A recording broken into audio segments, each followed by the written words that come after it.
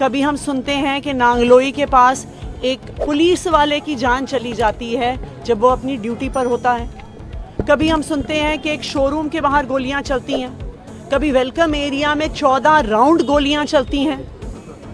आज Delhi gangster capital हो गया है। देखिए, दिल्ली सरकार लगातार ग्रैप 4 से पहले ग्रैप 1, 2, 3 की इम्प्लीमेंटेशन पर भी बहुत तैनात रही है, सख्ती से उसको इम्प्लीमेंट कर रही है।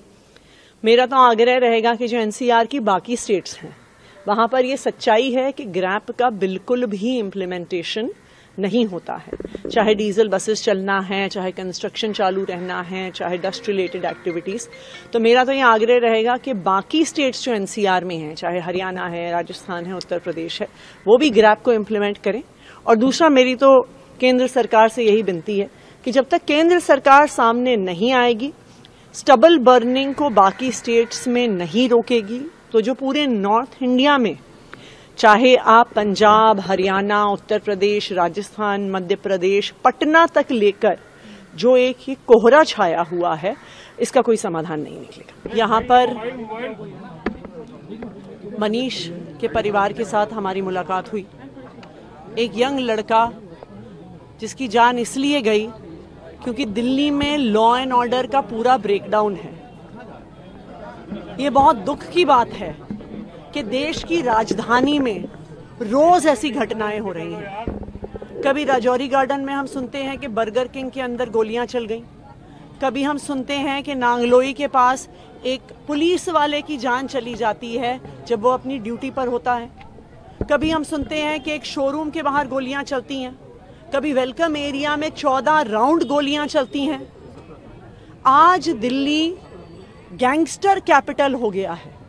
आज दिल्ली में क्राइम करने वालों को, जान लेने वालों को, एक्सटॉर्शन करने वालों को, गुंडागर्दी करने वालों को कोई भी डर नहीं बचा है। आज उन्हें लगता है कि हम गोली चला सकते हैं, किसी को मार सकते हैं, खुलेआम एक 28 साल के लड़के को चाकू घोप घोप के मार सकते हैं, लेकिन पुलिस कुछ नहीं करेगी। आज भी परिवार यही कह रहा है कि जो मेन आरोपी हैं, जो गुंडे हैं इस इलाके के, जो हर तरह का गलत काम करते हैं, जिन्होंने परिवार के इस बेटे को मारा है, उसकी गिरफ्तारी नहीं हुई है।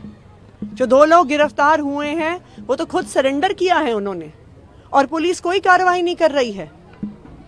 ये आज देश की राजधानी का क्या हाल बना दिया गया है। हम तो सुनते थे, फिल्मों में देखते थे कि एक समय में बॉम्बे में अंडरवर्ल्ड का राज था, गैंगस्टर्स का राज था, लेकिन आज दिल्ली का भी यही हाल हो गया है। मैं आज देश के होम मिनिस्टर अमित शाह जी से ये जानना चाहती हूं कि जब पूरी दिल्ली की लॉ एंड ऑर्डर की व्यवस्था आपके अंडर आती है, जब दिल्ली की पूरी पुलिस व्यवस्था आपके अंडर आती है, तो आप दिल्ली वालों के लिए क्या कर रहे हैं? रोज एक्सटॉर्शन, रोज मर्डर, रोज गोलियां चलना। लेकिन देश के गृह मंत्री को चुनाव प्रचार के अलावा कोई काम नहीं है।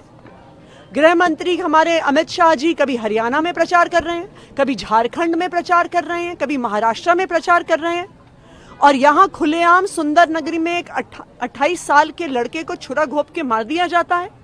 दिल्ली में खुलेआम गोलियों के गोलाबारी होती है, 14 राउंड गोलियां चलती हैं।